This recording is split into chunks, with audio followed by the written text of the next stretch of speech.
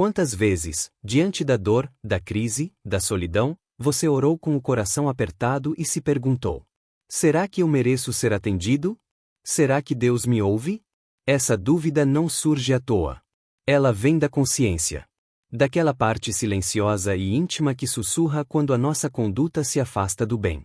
Maíse Braga, com a doçura de sempre e uma clareza cortante, nos mostra que não basta pedir. É preciso merecer. Porque a espiritualidade superior responde com amor, mas também com justiça. E o que define se sua prece será ouvida? É a sua vibração. É o seu histórico. É o que você tem construído em silêncio, quando ninguém vê. Porque o mundo invisível vê tudo. Neste vídeo, você vai entender o que acontece, espiritualmente, quando uma oração sobe e quando ela nem sequer sai do chão. Assista até o fim. Porque essa revelação pode mudar para sempre a forma como você ora e como você vive. Hoje vamos falar um pouco sobre conduta e consciência. Porque é óbvio que quando procuramos nas nossas horas difíceis ajuda, nós vamos em busca da oração. É a nossa maneira de nos comunicar com as forças em que acreditamos. Mas, muitas vezes, estamos atravessando fases em que, inconscientemente, lá no fundo da alma, sem que ninguém saiba, nós ficamos pensando: será que eu estou merecendo receber as benesses que eu estou necessitando? Será que se eu pedir, eu realmente vou receber?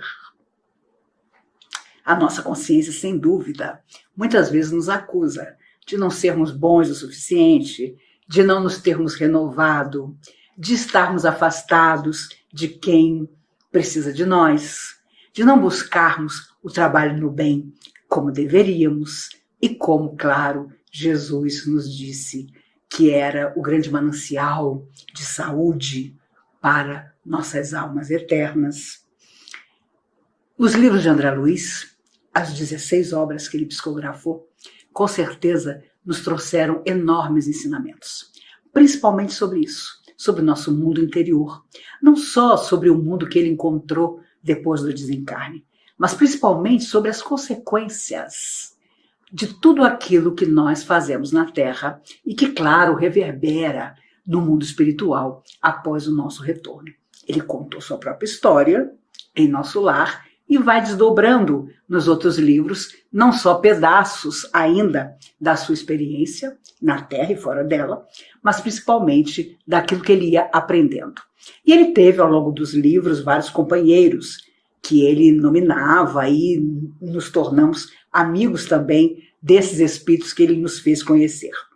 E eu tenho uma especial simpatia por Hilário, porque o Hilário era assim uma espécie de Maíse. Quando todo mundo estava concentrado, quando todo mundo estava pensando naquilo que os mentores haviam acabado de falar, o Hilário sempre tinha uma dúvida, sempre tinha um comentário, ou então uma pergunta para fazer. E nos livros em que o Hilário aparece, eu comecei a perceber que as dúvidas que ele colocava, com certeza, seriam as minhas, se eu lá estivesse no lugar dele. Um dos livros, Entre a Terra e o Céu, todos são maravilhosos. Eu tenho até os meus favoritos. Missionários da Luz, Libertação de todos é o meu favorito, porque conta a história de Gregório, e eu sempre digo que todos nós somos Gregório. Aquele ser sofredor, que quer fazer sofrer e que não admite olhar para si mesmo, porque olhando para si mesmo, ele vai ver o abismo que ele precisa transpor para voltar à mínima normalidade da mente e do coração. Então é uma história magnífica. Se você não tem paciência de começar pelo livro Nosso Lar, o primeiro, leia Libertação, uma obra incrível. Mas no livro Entre a Terra e o Céu, o primeiro capítulo se intitula Em Torno da Prece. Olha, é uma leitura extraordinária, porque o ministro Clarencio fala a Hilário e André Luiz e a outros espíritos que estavam ali sendo instruídos, participando do evento, sobre o porquê as nossas orações chegam a níveis diferentes. Quantas pessoas já me perguntaram, bom, dependendo do que eu estiver fazendo ou do que eu estiver pretendendo, que tipo de oração eu vou fazer? E até onde a minha oração vai alcançar? Será que eu tenho que nominar algum espírito para que ele receba a minha solicitação? Será que eu posso pensar num familiar já desencarnado? Mas eu também vou correr o risco desse familiar ainda não estar em condições de receber a minha petição ou até de ajudar-me. Enfim, nós temos milhões de indagações sempre.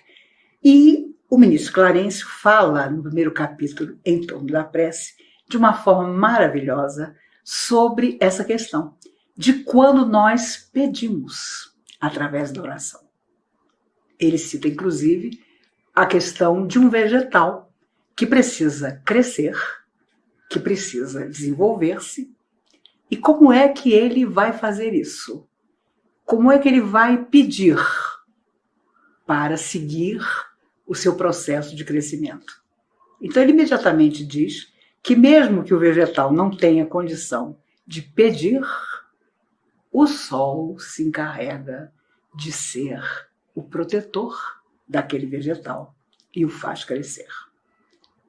De forma sutil, ele fala daqueles que não têm a mínima condição de orar, mas que não deixam de ser beneficiados, ainda que por forças da qual duvidem.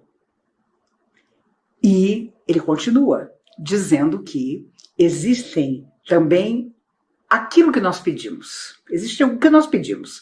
Se você pede uma coisa tola, uma coisa boba, uma coisa que é interesse apenas seu, aquilo vai a um determinado nível e, de repente, o espírito simpático a você pega aquele seu desejo e, de alguma maneira, dentro da possibilidade dele, tenta te ajudar.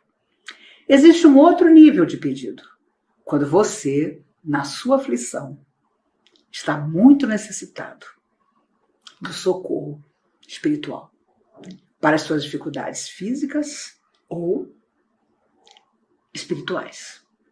Então, a sua prece já alcança entidades que, ligadas a outras superiores a elas, se mesclam em energia para entender a sua situação, estudar o seu caso, o seu nível de merecimento e então atuar.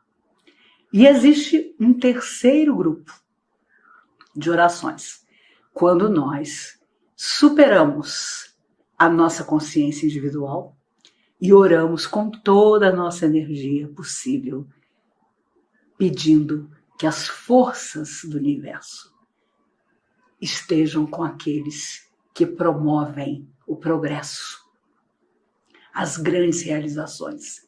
Então é como se nós fizéssemos orações poderosíssimas, que querem envolver a muita gente e mudar muitos destinos. Então essas preces, que não saem de nós mais porque são desejos só para nós, mas que avançam, elas quase que tomam forma e voam para as esferas maiores, onde são ouvidas pelos extraordinários mentores do universo que vão providenciar, ainda que pareça que aquele nosso pedido seja uma gota no oceano das grandes necessidades humanas. E aí, claro, Hilário faz uma pergunta que eu também faria. E quando a pessoa faz uma oração para desejar o mal? Para desejar que alguma coisa de ruim aconteça para outra pessoa. E aí, o ministro Clarencio, claro, alma iluminada, corrige Hilário dizendo que toda vez que a gente fala sobre algo que é desequilíbrio, e aí já começa o primeiro adendo do ministro Clarencio, eles não falam no mundo espiritual sobre o mal, eles falam sobre o estado de desequilíbrio. Então, me esclarece, diz a Hilário, que quando esse estado de desequilíbrio acontece, nós nem mesmo devemos usar a palavra prece, mas sim invocação. E aí você remonta a história e lembra quantos sacerdotes, quantas pitonisas, quantos chamados bruxos invocavam as forças que não eram do bem para os seus propósitos. Eles mesmos não usavam a palavra oração, mas sim invocação. E é o que os espíritos amigos nos dizem que acontece. Quando você pensa em alguém negativamente, você não vai orar para que algo de ruim aconteça. Você já está invocando com o seu lado negativo que algo de ruim aconteça a ela. A prece é algo tão sublime, é força tamanha que transforma de tal maneira que os espíritos nos ensinam a ter pudor de usar a própria palavra para aquilo que não é digno, nobre e elevado. Eu tenho uma querida amiga de muitos anos que durante alguns anos trabalhou em casas religiosas ligadas a entidades mais necessitadas de estudo. E foram 7 anos em que ela teve esse compromisso de estar nessa casa. Depois, quando o compromisso acabou, ela retornou ao trabalho em Kardec. Mas ela me contava certa vez, sempre foi extremamente respeitosa com as coisas que ela viu naqueles anos em que ela trabalhou ali. Tudo é força, só Deus é poder. É uma frase magnífica que a gente sempre lembra. Mas as forças existem. E ela me contava o número enorme de pessoas, principalmente de classes sociais mais abastadas, que iam a esses lugares para exigir, não era pedir, não, das entidades coisas ruins que elas queriam que acontecessem aos seus adversários. E eram diálogos inacreditáveis, em que a pessoa encarnada chegava e dizia: eu quero que tal coisa aconteça com meu ex-marido, por exemplo. E explicava com detalhes quais as tragédias que ela objetivava que acontecessem. E pedia, imagine, que as entidades ali presentes a ajudassem no seu propósito. E ela viu, muitas vezes, entidades incorporadas nos médiuns dizerem à pessoa encarnada: minha filha, você tem ideia do que você veio pedir? Você tem ideia da responsabilidade que você está lançando sobre você mesma? Você tem ideia das consequências que para você, para filhos seus, para pessoas que você ama, podem advir desse desejo, se porventura isso for realizado? E para surpresa da minha amiga, muitas vezes ela viu a pessoa encarnada dizer: eu sei de tudo. Eu sei que eu posso viver consequências, eu sei que consequências podem vir para pessoas que eu amo, mas eu quero essa vingança de qualquer maneira. E depois as pessoas dizem: ah, aquela casa é muito desequilibrada, é muito inferior. As entidades lá são entidades que não têm estudo. Você vai lá e faz pedidos, imagine, de coisas negativas. Mas vejam bem, quem é que vai a essas casas para pedir verdadeiros horrores que aconteçam a seus inimigos? São os encarnados. São as pessoas que acham que, porventura, pagando determinadas coisas, podem adquirir o seu processo de vingança. E que, mesmo sabendo das consequências, Porque até as entidades sofredoras sabem das consequências que existem de tudo que você lança e faz para o outro. Não abrem mão da vingança que tem como objetivo. Então, quando nossa conduta vai complicada, nós, muitas vezes, lá no fundo da nossa alma, ficamos na dúvida se a nossa oração, nosso pedido, na nossa hora de grande necessidade, vai encontrar merecimento para acontecer. E é óbvio que merecimento é tudo. Se você não tiver merecimento, eu sempre digo, é como precisar de dinheiro, ir a um banco onde você não tem conta e pedir um empréstimo.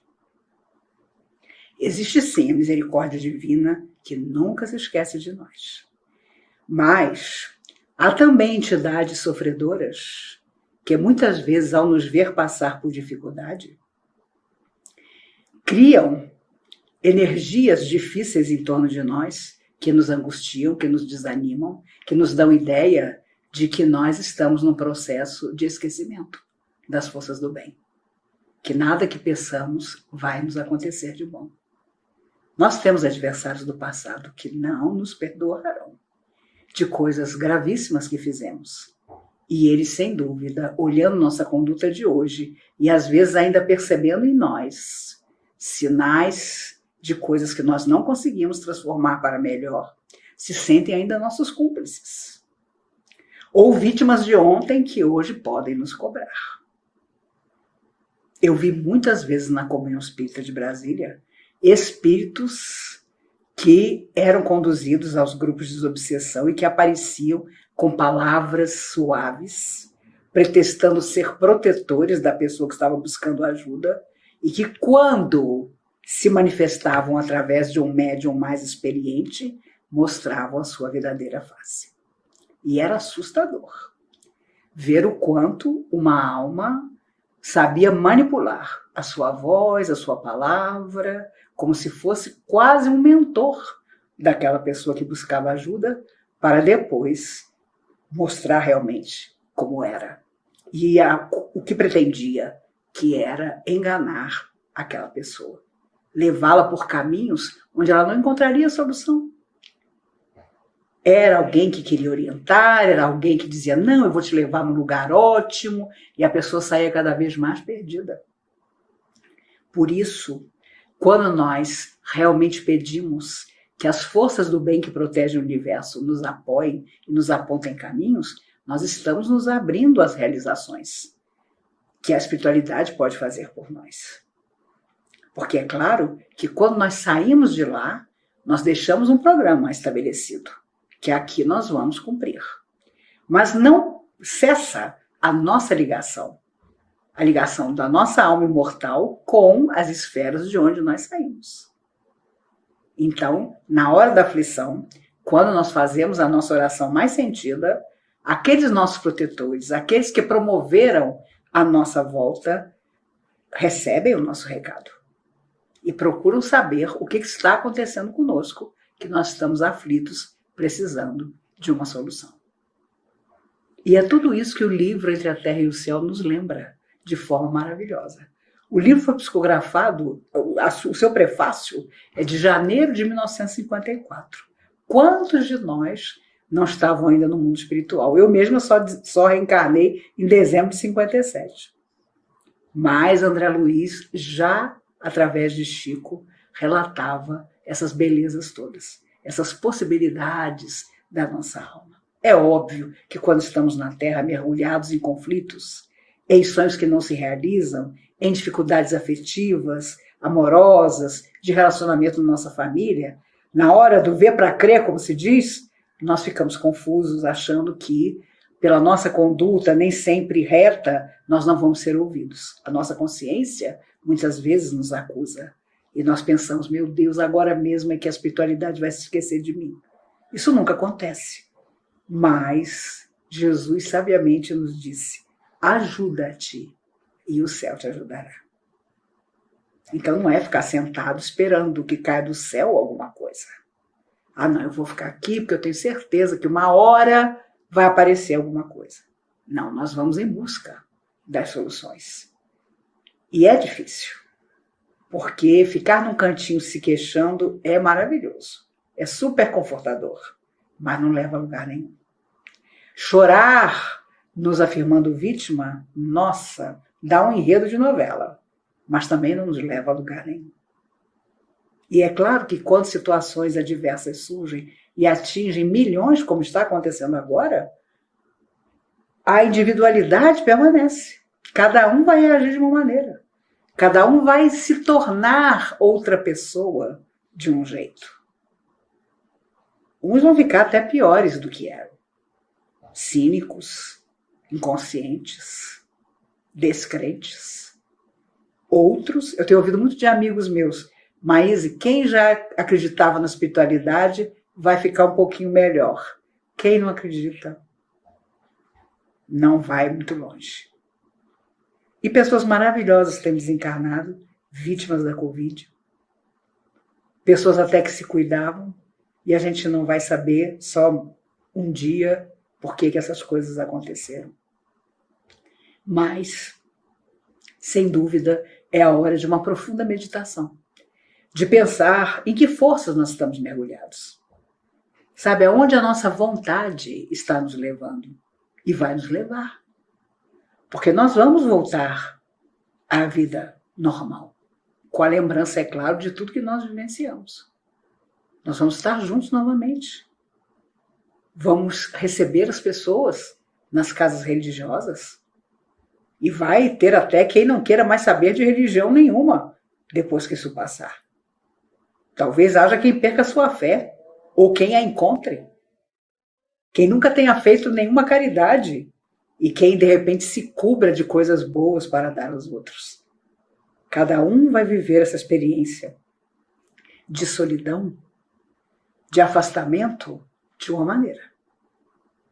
Os psicólogos estão dizendo na televisão, as crianças e adolescentes muito afetados vão levar tempo para se recuperar.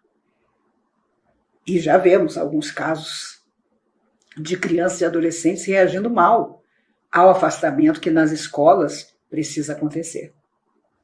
Mas os adultos também. Pais, mães, avós, angustiados, deprimidos. Pessoas bem mais velhas que de repente passaram a imaginar, será que eu vou viver muitos anos ainda depois que isso acabar para poder aproveitar tudo que eu não aproveitei? Porque 1 ano e meio, para quem é jovem, parece nada. Mas para uma pessoa bem mais velha, o peso é muito maior. E por isso, os livros psicografados por André Luiz nunca foram tão atuais.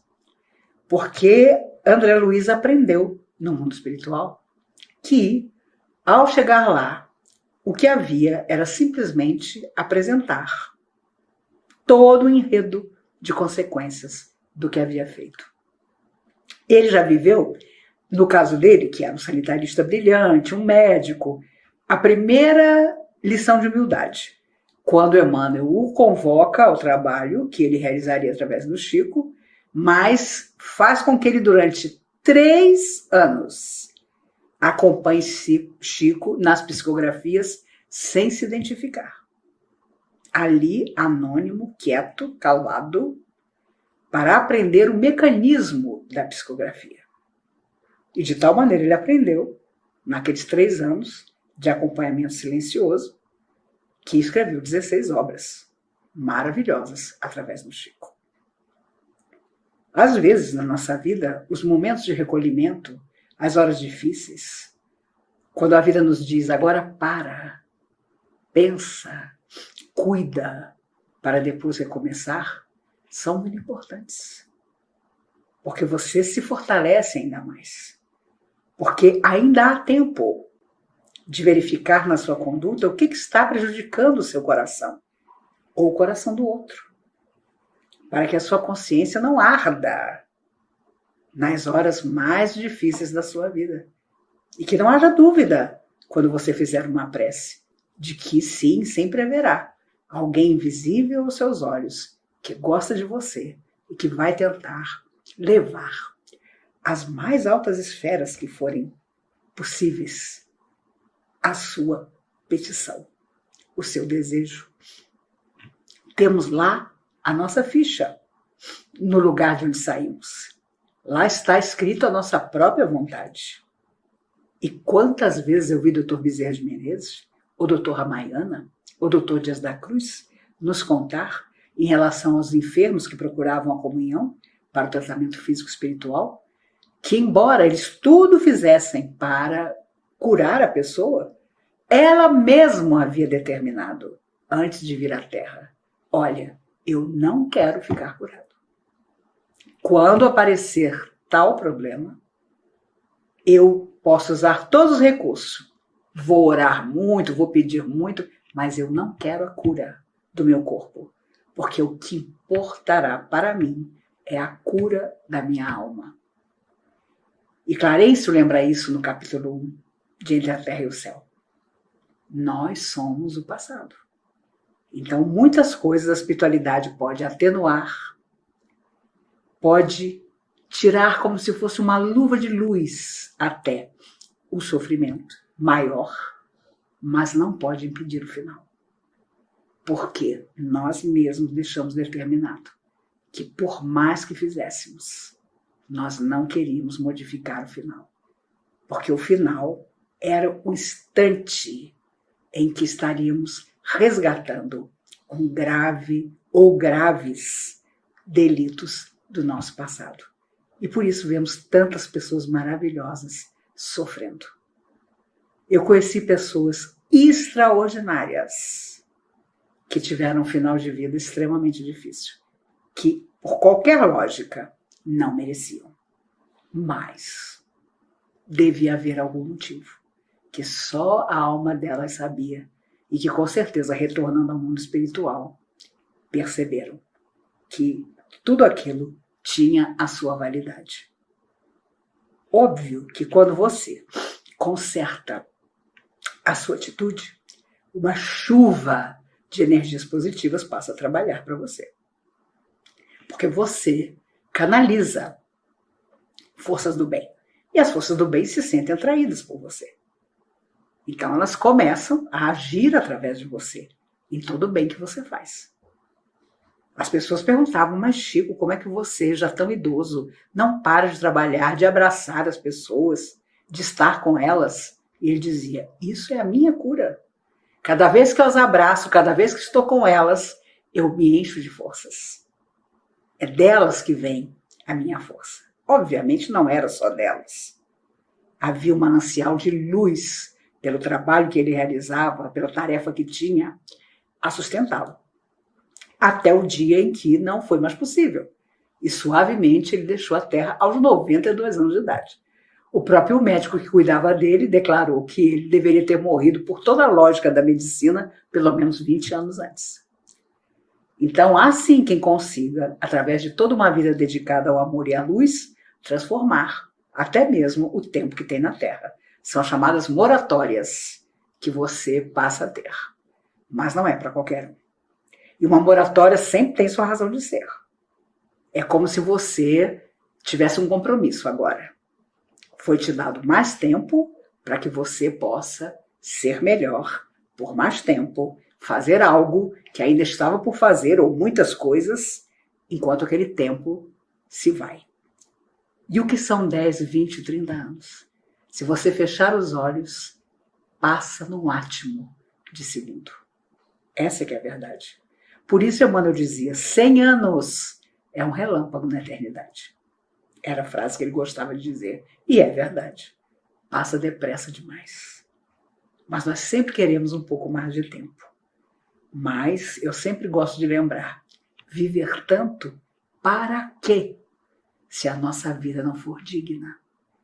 Se nós não estivermos mesmo dispostos a ser simplesmente o melhor que nós pudermos ser.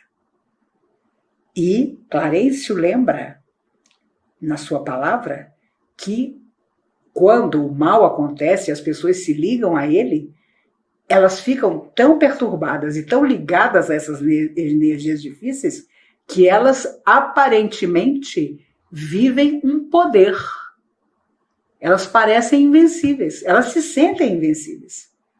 Porque o que não é bom tem uma força magnética grande. E como nós vivemos ainda num planeta de provas e expiações, fica complicado.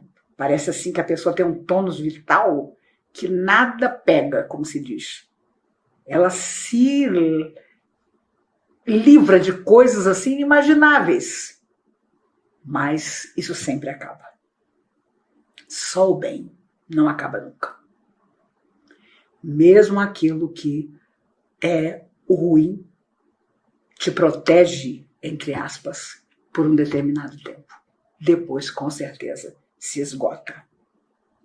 Por isso, se a nossa consciência está calma, eu não digo tranquila, porque sempre haverá alguma coisa que nós poderíamos ter feito e fingimos que fazemos, mas no fundo delegamos para o futuro.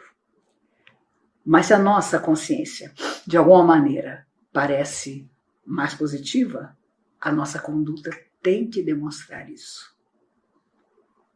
Por isso Jesus veio, ele sabia muito bem quem ele encontraria. Ele sabia muito bem como ele provavelmente terminaria. Mas ele precisava dizer ao mundo físico e imaterial que era preciso transformar a vida. Pela primeira vez, não existia mais o Senhor dos Exércitos, mas o Pai. Pai nosso que estás nos céus. Isso mudou toda a visão que as pessoas tinham dessas forças maiores que nos protegem.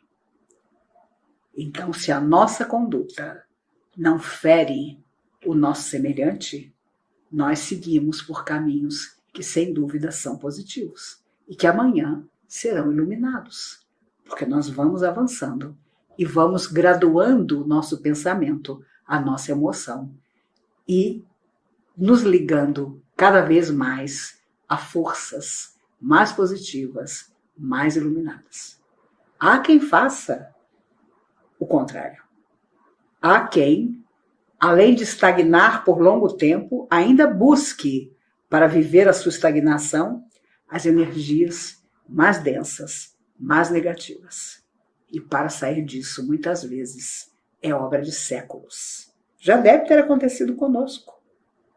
Mais uma vez, conhecendo o bem, não é mais possível dormir com a consciência calma sem ter feito alguma coisa de bom para o nosso semelhante. No final do prefácio, tem gente que lê livro e não lê o prefácio. Os prefácios dos livros são extraordinários. Os prefácios dos livros psicografados por André Luiz são todos maravilhosos. A história do peixinho vermelho é prefácio.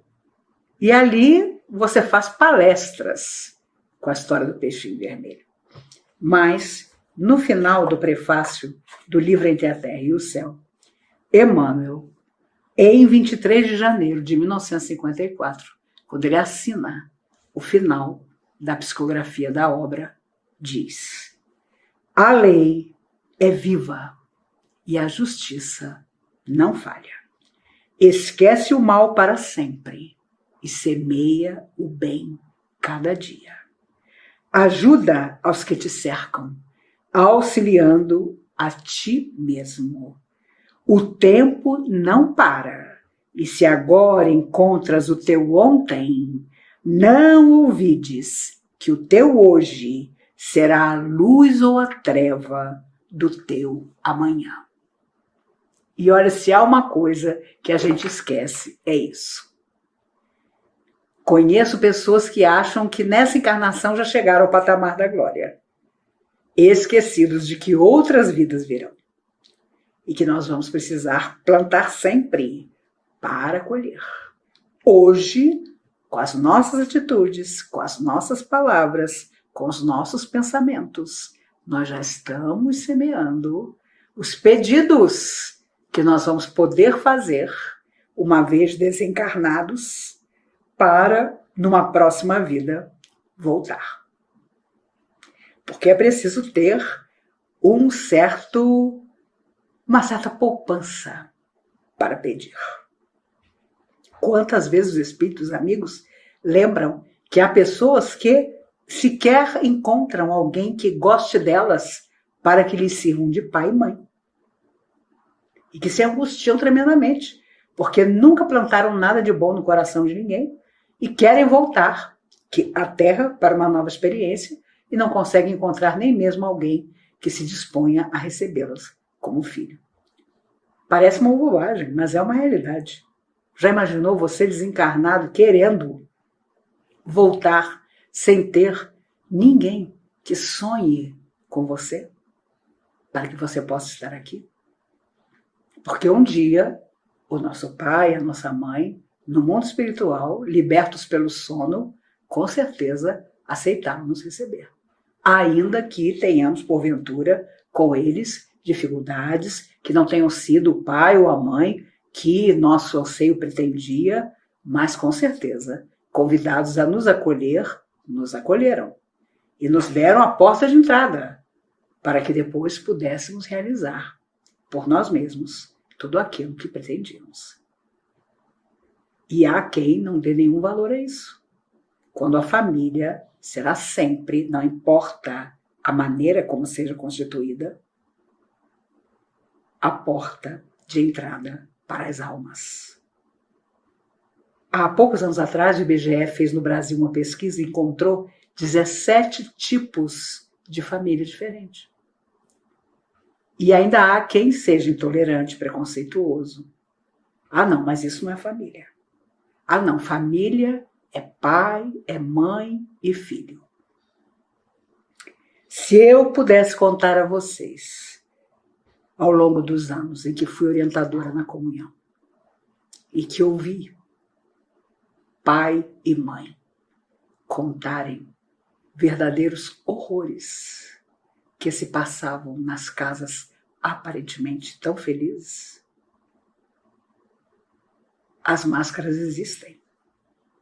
E às vezes nós temos preconceito.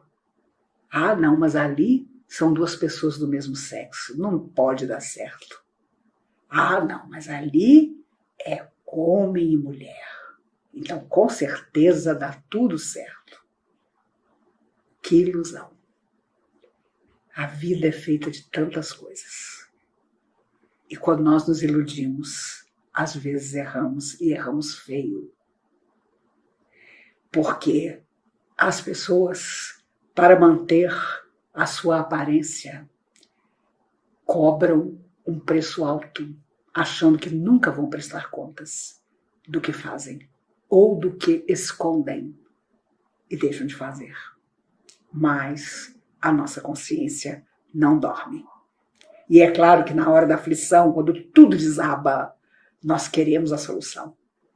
Nós invocamos a Deus, nós nos ajoelhamos, nós lançamos nossos braços ao céu. Meu Deus, agora tem que haver uma solução, tem que cair sobre mim tudo que eu preciso. Mas se nossa conduta foi o contrário do positivo, vai haver muita dificuldade para que as forças do amor possam construir um presente e um futuro positivo por um longo tempo. Por isso, Jesus, e sempre voltamos a ele, sabiamente disse: andai enquanto tendes luz. Existe alguma coisa que nós precisávamos fazer que Jesus não tenha dito? Não. Por isso, com certeza, durante séculos, durante muitas encarnações, fugimos dele. E sempre estamos procurando por ele. Ele é o amigo eterno que nós ainda estamos buscando. E que o encontremos, principalmente nas nossas atitudes. Eu tenho absoluta certeza que quando nos encontrarmos presencialmente, rosto a rosto, cara a cara, nós vamos poder falar dos dias difíceis, mas também de todos os risos e alegrias que ainda virão. De tudo que nós aprendemos, do que sentimos falta E como eu gosto de dizer, vamos viver plenamente por todos aqueles que não vão mais estar aqui, que já não estão aqui. E por isso os espíritos amigos, Emmanuel, Clarencio, André Luiz, que psicografou as obras, nos lembram que conduzir nossa vida pelo caminho da beleza, do amor e da paz pode aparentemente não dar frutos imediatos, mas é a grande plantação do nosso futuro. Por isso já dizia no Antigo Testamento Isaías: os caminhos do Senhor são retos e os justos andarão neles. Possamos fazer o mesmo.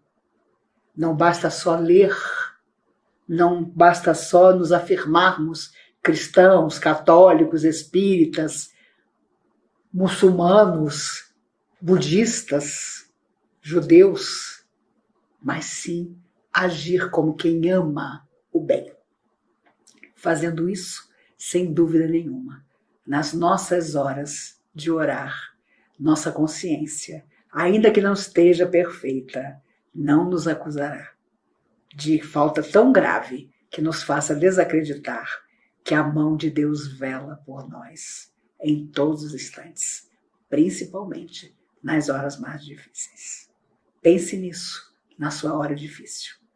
Pense nisso quando precisar tomar decisões em que você vai influenciar a vida de muita gente, ou mesmo que seja a vida de um só.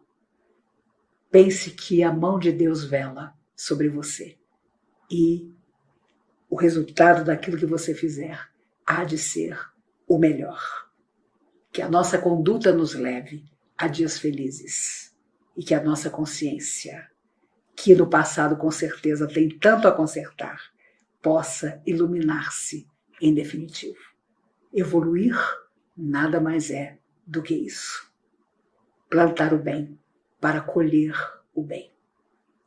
Que Jesus nos guarde, que nos abençoe. Você sente isso agora? É a consciência despertando. Maíse nos lembra. Cada pensamento, cada atitude, cada escolha molda o futuro da nossa alma. E quando oramos, é essa alma que fala. Não existe milagre automático. Existe sintonia. Se sua conduta é de egoísmo, sua oração se perde.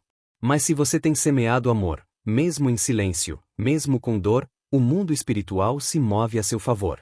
Os bons espíritos se aproximam. A resposta vem. E ela vem com força. Mas não se engane. Não é só pedir. É viver de acordo com o que se pede. É tratar bem quem cruza seu caminho. É escolher, todos os dias, a luz, mesmo quando a sombra te chama.